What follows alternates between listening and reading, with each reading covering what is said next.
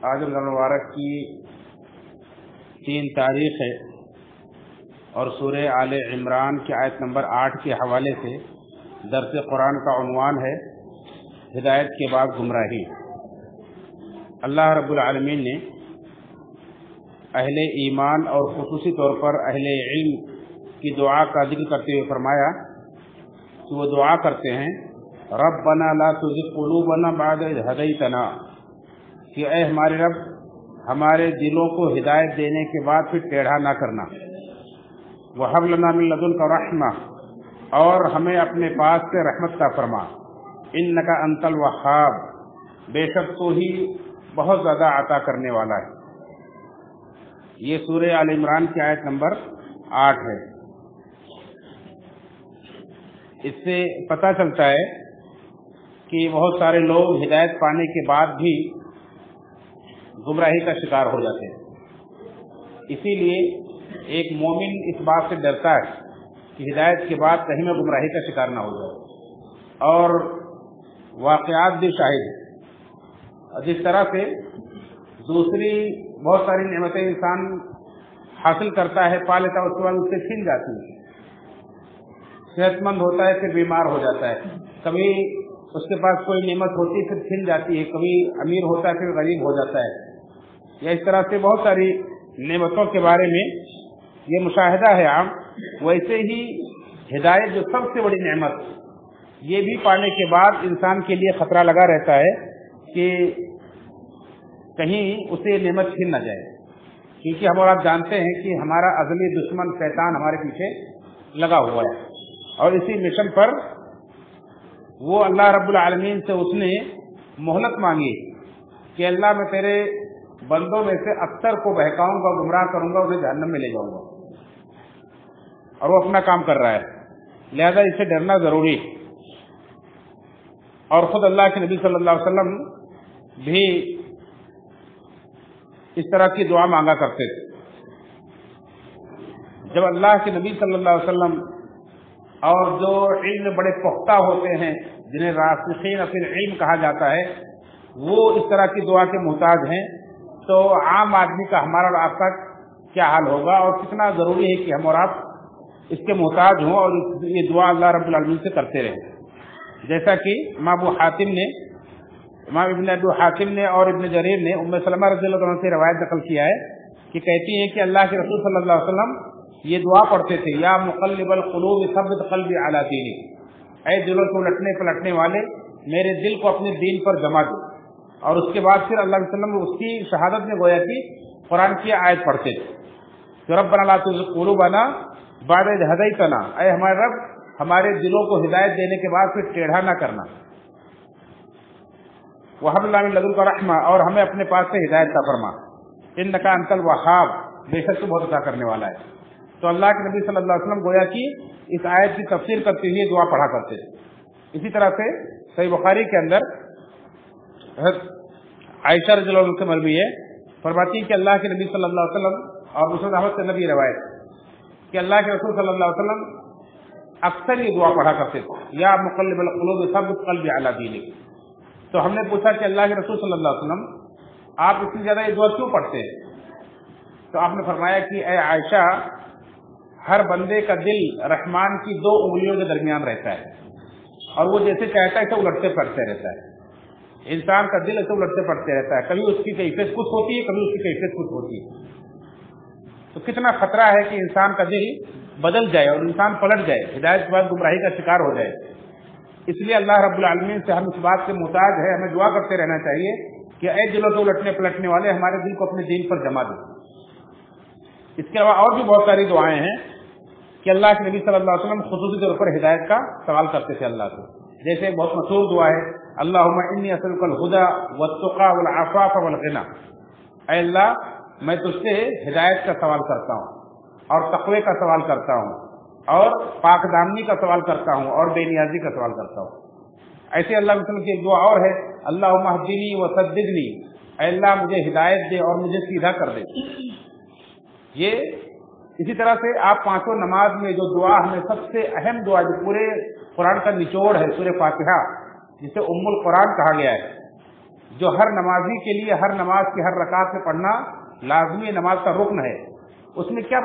دعا مانگی جاتی ہے؟ اہدنا الصراط المستقیم، اللہ ہمیں صراط مستقیم کی ہدایت عطا فرما۔ تو ہدایت سے ہم سب کتنے محتاج ہیں اور کتنا ضروری ہے کہ ہم ہدایت پر باقی رہیں، یہ ان دعاؤں سے پتہ چلتا ہے، کیونکہ ہدایت کے بعد انسان گمراہ ہو سکتا ہے۔ خود اللہ کے نبی صلی اللہ علیہ وسلم کے زمانے میں ایک نصرانی آیا اور اللہ کے وسلم کے اوپر ایمان لایا، سورہ بقرہ سورہ ال عمران اس نے یاد کیا اور لکھنا بھی جانتا تھا، لکھا بھی اس نے، لیکن اس کے باوجود وہ گمراہ ہو گیا۔ حالانکہ آپ اس سے پہلے خطبہ جمعہ میں سن چکے ہیں کہ انس رضی اللہ عنہ کے حوالے سے کہتے ہیں کہ ہم میں جو آدمی سورہ بقرہ سورہ ال عمران پڑھ لیتا تھا، سیکھ لیتا تھا، ہم اسے بہت بلند مرتبہ سمجھتے تھے کہ ہمارے درمیان اس کا مرتبہ بڑا بلند ہوتا تھا کہ بڑا اچھا عالم ہے یہ۔ تو وہ آدمی آیا، سورہ بقرہ سورہ ال عمران یاد بھی کیا اس نے، اس کے باوجود بھی وہ پھر مرتد ہو گیا اور پھر عیسائیوں میں جا کر کے مل گیا اور جا کر ان سے کہنے لگا کہ محمد صلی اللہ علیہ وسلم کچھ نہیں آتا، ہم جو لکھ کے دیتے ہیں وہی وہ پڑھتے ہیں۔ اس طرح سے غلط پروپیگنڈا کیا ہوتی ہے، بدنام کرنے کی کوشش کی، آخر اللہ رب العالمین نے اسے موت دے دی، اور موت دینے کے بعد جب لوگوں نے جلے کو اسے دفن کیا تو صبح جا کر کے دیکھا کہ اس کی لاش باہر نکل کے پڑی، تو صحیح بخاری کے اندر واقعہ موجود۔ پھر اس کے بعد لوگوں نے سوچا کہ مسلمانوں نے شاید اس کے ساتھ معاملہ کیا ہوگا، نکال کے پھینک دیا ہوگا، اور گہرا گڑھا کھودا، پھر دفن کیا۔ دوسرے دن دیکھا پھر وہ ایسے لاش اس کی باہر پڑی، تو سوچا مسلمانوں نے کیا ہوگا، پھر اور گہرا اپنی طاقت کے مطابق خوب گہرا گڑھا کھودا انہوں نے، اس کے بعد بھی دفن کیا، پھر دیکھا تو لاش اس کی باہر پڑی ہوئی، تو لوگ سمجھ گئے کہ اللہ کا عذاب اس کے اوپر ہے، اس لیے ایسا ہو رہا ہے۔ پھر آخر لوگوں نے اس کو ایسے ہی چھوڑ دیا۔ تو انسان ہدایت کے بعد گمراہ ہو سکتا ہے۔ آج بھی ہم دیکھتے بڑی تیزی کے ساتھ لوگ، بہت سارے مرد اور عورتیں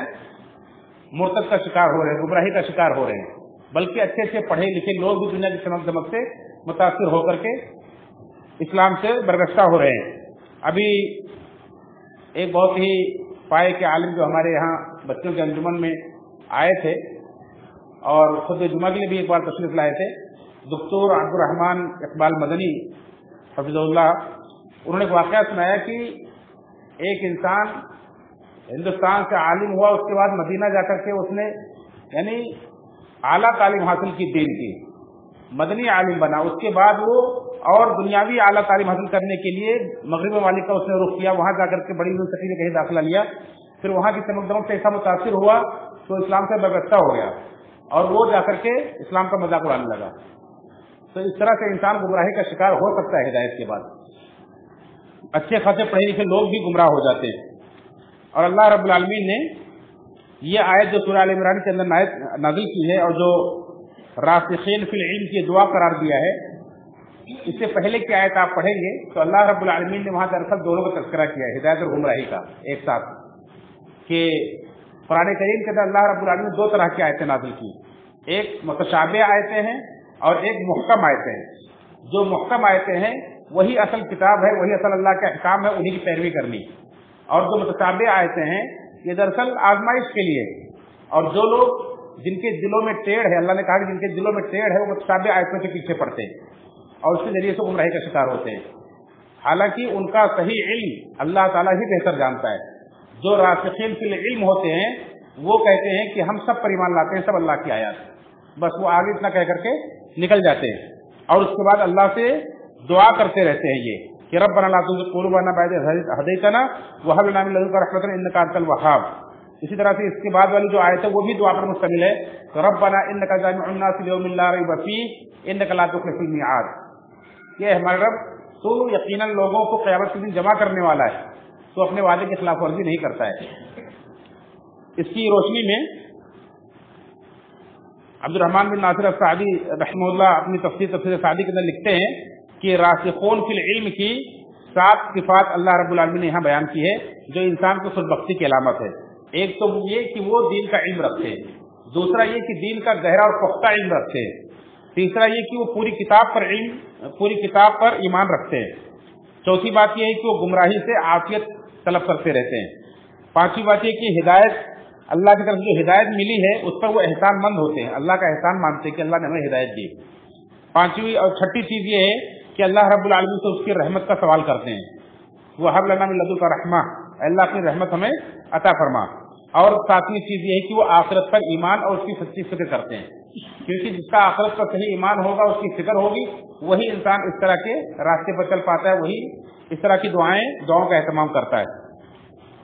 تو یہ 7 صفات بتائی ہے راسخین فی العلم کی، اور انہوں نے کہا کہ یہ انسان کی خوشبختی کی علامت۔ تو ہمیں بھی چاہیے کہ ہم گمراہی سے ہمیشہ ڈرتے رہیں کہ اللہ رب العالمین نے ہمیں جس طرح سے بھی مسلمان گھر میں پیدا کیا، مسلمانوں کی صحبت کا فرمائی، اسلام ہمیں عطا فرمایا ہے، اس کی باتیں سننے، سمجھنے کی، عمل کرنے کی توفیق دی ہے، تو بہت بڑی نعمت ہے، اور اس کو باقی رکھنے کے لیے اللہ سے ہم دعا کرتے رہیں اور گمراہی سے ڈرتے رہیں ہمیشہ، اور یہ دعا کرتے ہیں کہ یا مقلب القلوب ثبت قلبی علی دینک۔ اللہ تعالیٰ سے دعا ہے رب العالمین ہم سب کو صحیح معنوں میں قرآن کو پڑھنے والا، سمجھنے والا، اس کے مطابق اپنے ایمان اور اپنے عقیدے کی، اپنے عمل کی حفاظت کی توفیق عطا فرمائے۔ آمین، تقبل یا رب العالمین۔